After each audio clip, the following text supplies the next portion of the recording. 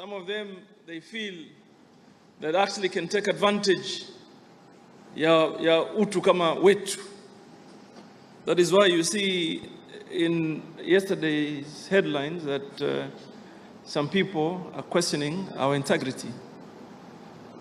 And I'm going to be very clear, the integrity that is questionable is actually them. Because you can't question an integrity of someone who owns up to have had a humble beginning. You know, you meander your way through your life, and then you get to a point where you're able to navigate to a path that changes you. That cannot be a question of integrity. So for me, I'm going to touch on a bit of where we have come from. But most importantly for today, we want to focus on the story that is called Mobasa. Hii Mobasa yetu. And I can tell you, for many of you that have had to struggle through your lives to be what you are today, musijalishwe, we need to celebrate you. And that is why some people took it as a joke. When I said that yes, I may have not done very well, and I confirmed that I did not do very well during my younger days, O levels and stuff. But I was able to transform that. And I thank my Creator. Alhamdulillah. If I was to think the way you think, wale watu wengine, if I was to behave the way they behave, today it would have not gone down in history that the first governor of Mobasa is Hassan Joho. We made our determination. We made a decision. And as a leader, you first of all must be able to transform your own life before imagining you could help others.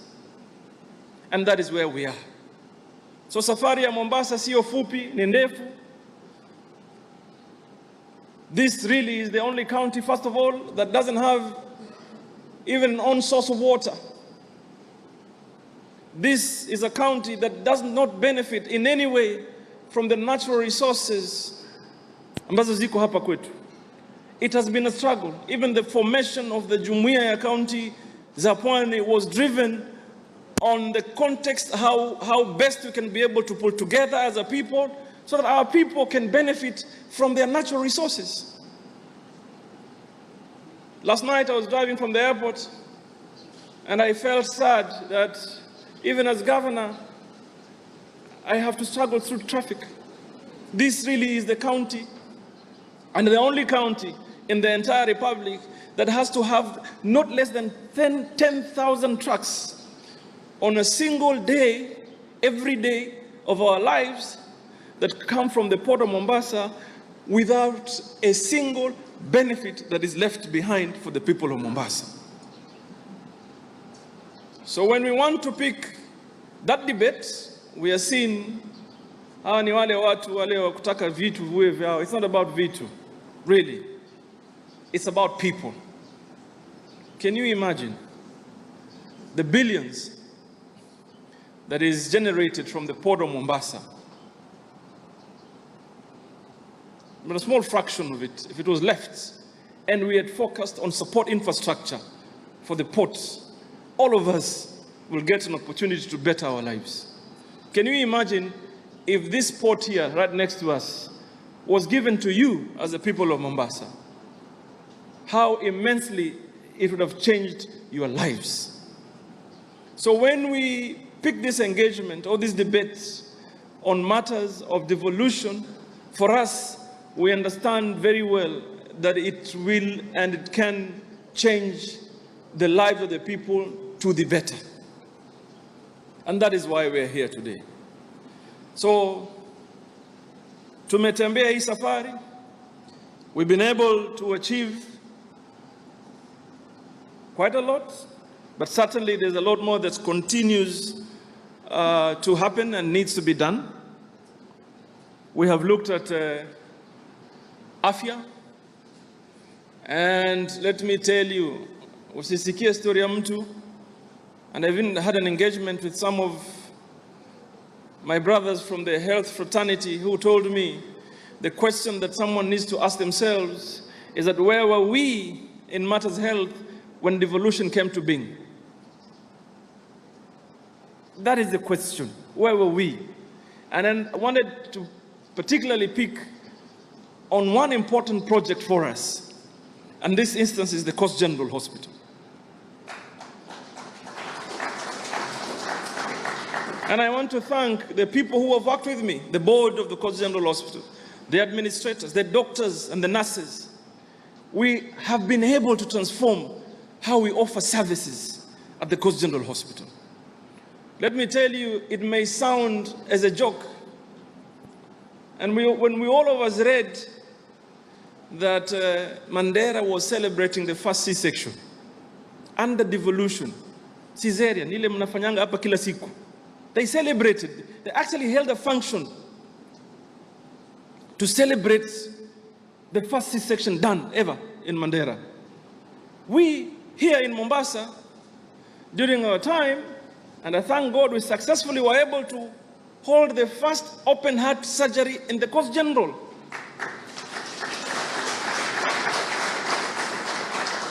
Today, we have an ICU that is far much better than any ICU in the entire region.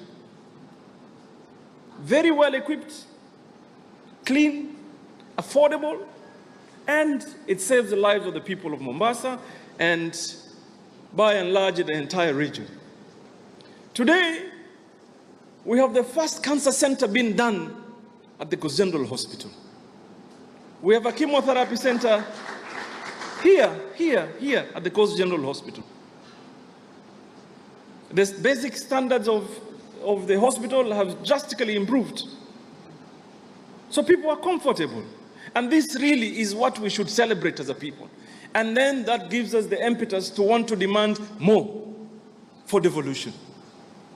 And that is why I'm taking you through this process that will eventually lead to inform you why I chose the running mate that I'm going to unveil here today.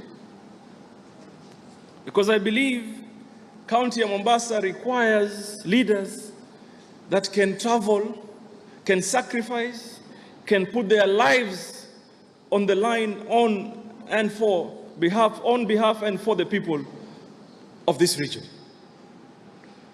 Mombasa ama pwani haitaki kiongozi ambaye anaweza kuwa Kgeugeu. Mombasa haitaki kiongozi ambaye anaweza tishwa. Mombasa haitaki kiongozi ambaye hajielewi kwa nini yaenda kutafuta uongozi. Mombasa nataka viongozi ambao wanaweza kusimama immaterial of what kind of platform or setup or environment and defend the people of Mombasa.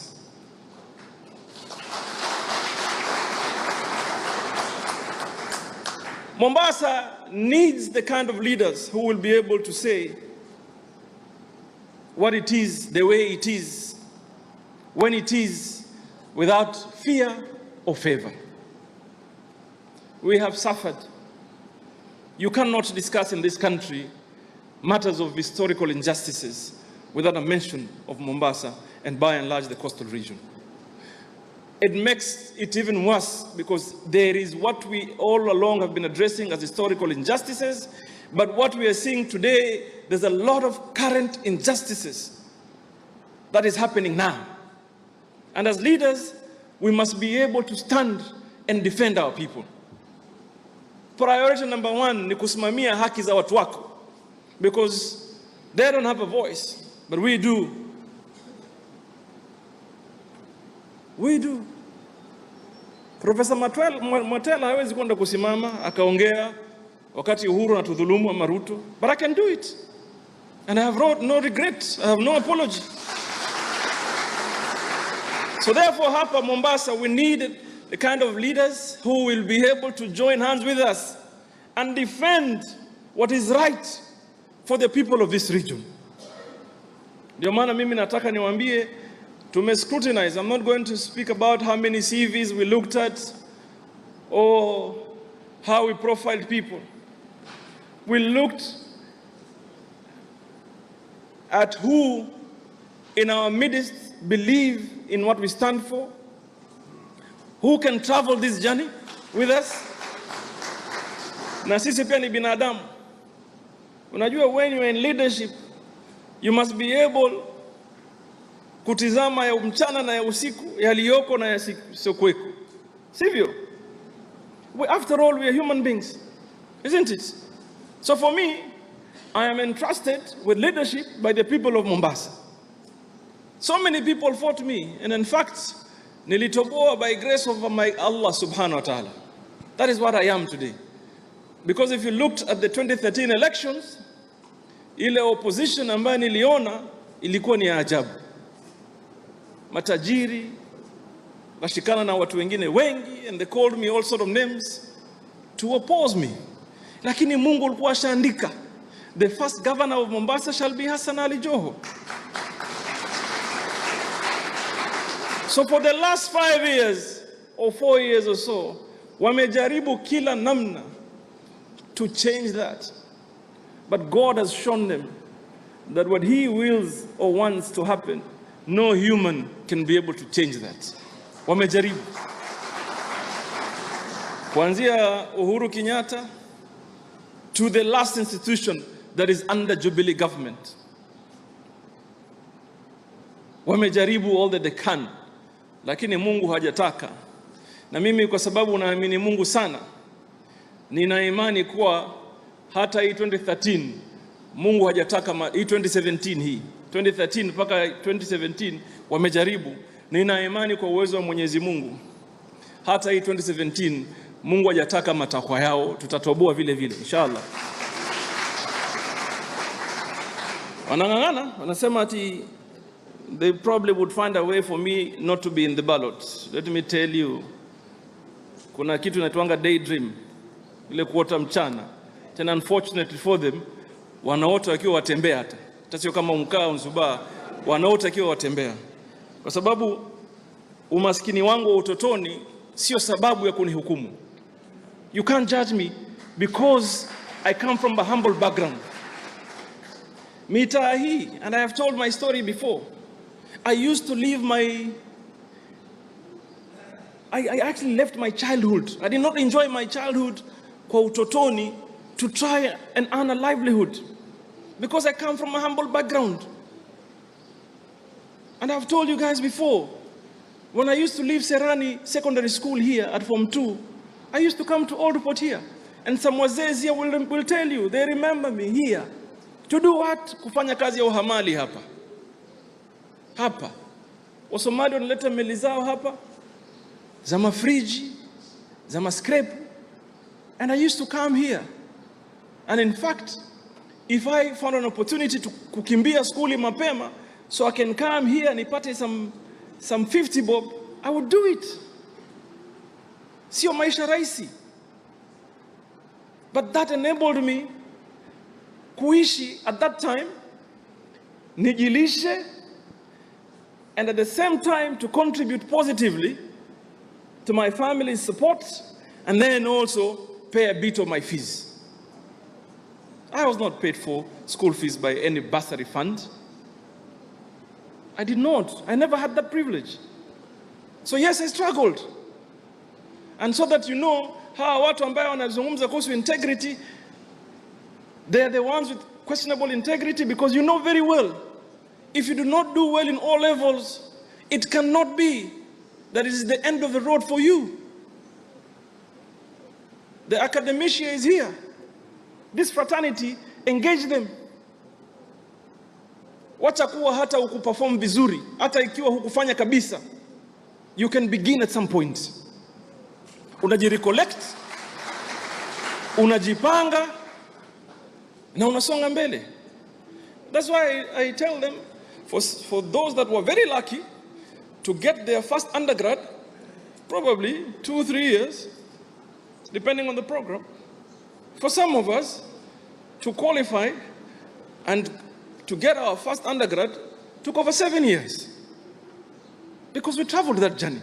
And we have a story to tell. So you can't come and tell me, kwa sababu ulikuwa maskini, you're supposed to have ended your ambitions at that point. Kwa sababu si kuna nafasi. How many of us katika nchi hii hawana nafasi kama hii? How many? We are the majority ambayo tunatoka katika hali ya umaskini. And that is why uongozi ule na wetu ni tofauti. Because they don't focus on the people. You have the audacity of saying how wale who did not do very well because you had a father who could actually pay your fees to PhD, and then you have a choice whether you want to pursue it or not. We did not have that. We didn't. But we made our choice and struggled through our lives. Today, mimi nashukuru Mwenyezi Mungu. And you know, mimi as a matter of principle, kuna wazee wengi hapa, they will tell you, some of them have walked with me in my political journey. As a matter of principle, I do not respond to my opponents. I don't. Hata sikumbuki kama wako. Because my focus is the people. Wao, focus yao ni mimi. But understandably so, because they want to unseat me, even though nawaambia kwa uwezo wa Mwenyezi Mungu, it won't be easy. It's going to be a very tough one for them. Wataona kivumbi mbaya sana, my friend. Kwa sababu sisi tuko na Mwenyezi Mungu na wananchi. But we will stand for the people. And that is the distinction.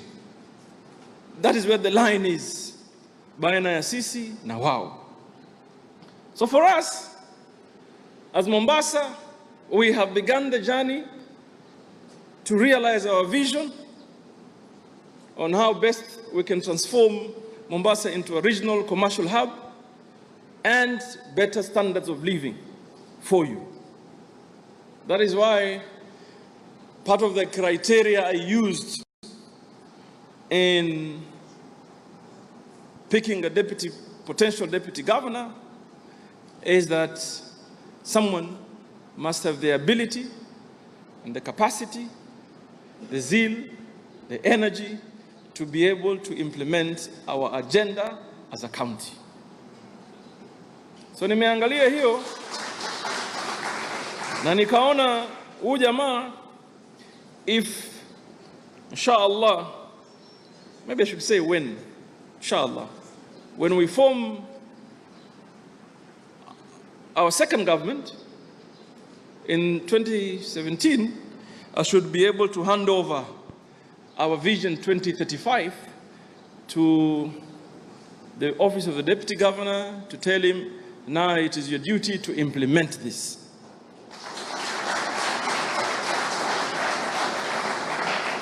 Now sisi wengine, we come together with the rest of our brothers and sisters from the other counties to continue with the journey of transforming Kenya.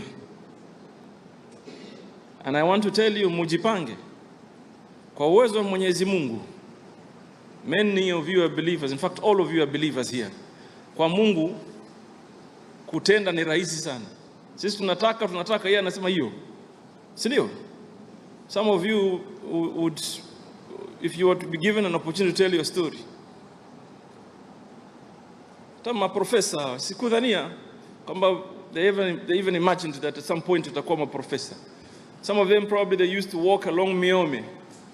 Now when I admire institution, today they're running it. So mimi vile naamini, because I used to walk on these streets here of Old Town, Kisauni, Kongowea, Majengo, kiwa mtoto, na nikiona wengine wamesonga mbele, hata mimi naamini kwa Mwenyezi Mungu hakuna hasara.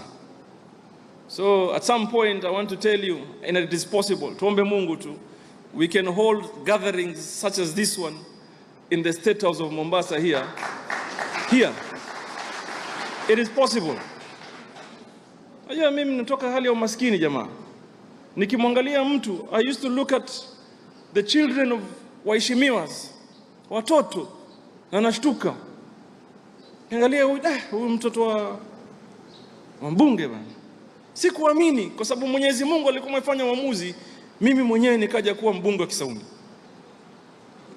Hivi na hivi safari kaendelea kwa maombi na baraka na dua za wazee, nikaja nikawa gavana wa kwanza. Jamaa, hiyo iandikeni kwenye kitabu.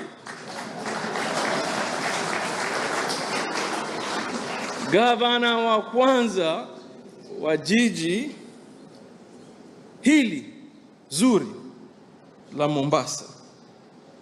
So nataka niwaeleze kwamba one important factor we looked at in selecting or picking our running mate is that in 2013 we thought as leaders, particularly the governors, that we want to come together as a region because we looked at our strengths and weaknesses. Angalia Mombasa, what does it go to offer, Kilifi, Kwale, and then we formed Jumuiya ya Counties za Pwani. And in the process, tukasema, maybe it is time we hand over some of our responsibilities to the professionals. So tukatafuta hawa wadosi wetu wa masomi. We reached out to Professor Mwatela, who is here, Professor Shaukat, who unfortunately is not here this morning, Professor Rajab of the Pwani University, and my brother Professor Boga, who is now the VC of Taita Taveta University, and another gentleman. And we picked a conversation.